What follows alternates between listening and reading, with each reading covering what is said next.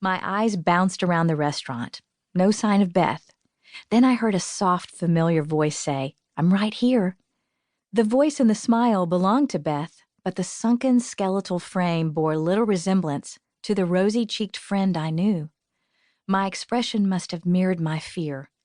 When her bony frame hugged me, she whispered, "Don't worry, it's going to be okay." I felt a wave of nausea sweep over me as I steadied my emotions to receive the news. Stage 4 non-Hodgkin's lymphoma. The words roared in my ears. My mind struggled to comprehend what the diagnosis might mean. Her recent bouts of fatigue, low-grade fever, bone pain, and weight loss were all cancer-related, her oncologist had confirmed.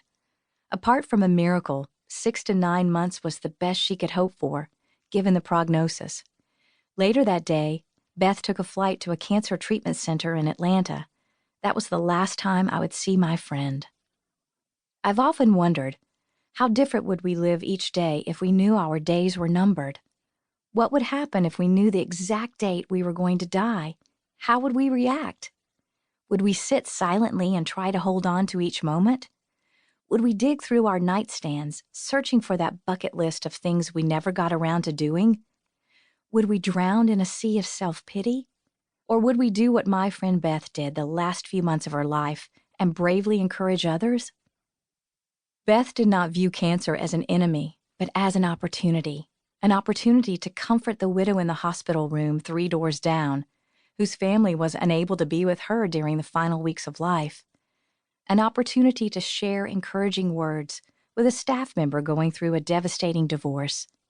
An opportunity to celebrate her mama's remission, a favorable prognosis the same day she herself was given devastating news.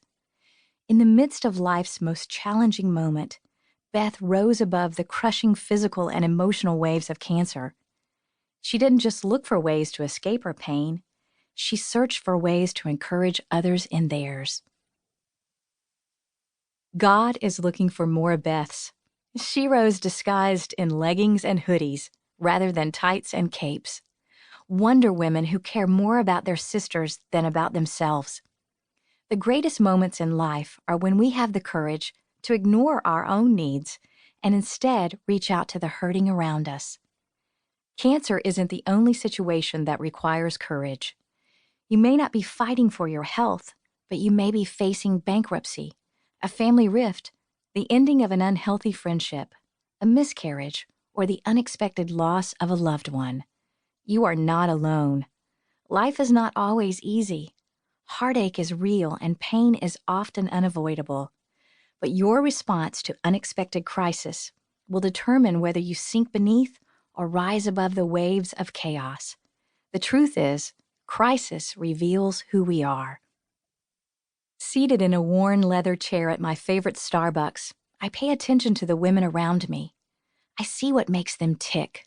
I look just as closely at the woman whose 4-inch stilettos click crisply across the floor as I do at the sister who flip-flops her way to the counter. One carries a tan designer bag, the other a thin vinyl backpack. One wears short manicured nails, the other chipped blue polish. Different worlds? Obviously. Same heartbreaking issues? Most likely. I've spent countless hours listening to women share their private stories of grief. My heart breaks for the 25-year-old who tearfully describes how what she'd hoped would be a happily ever after love story ended abruptly.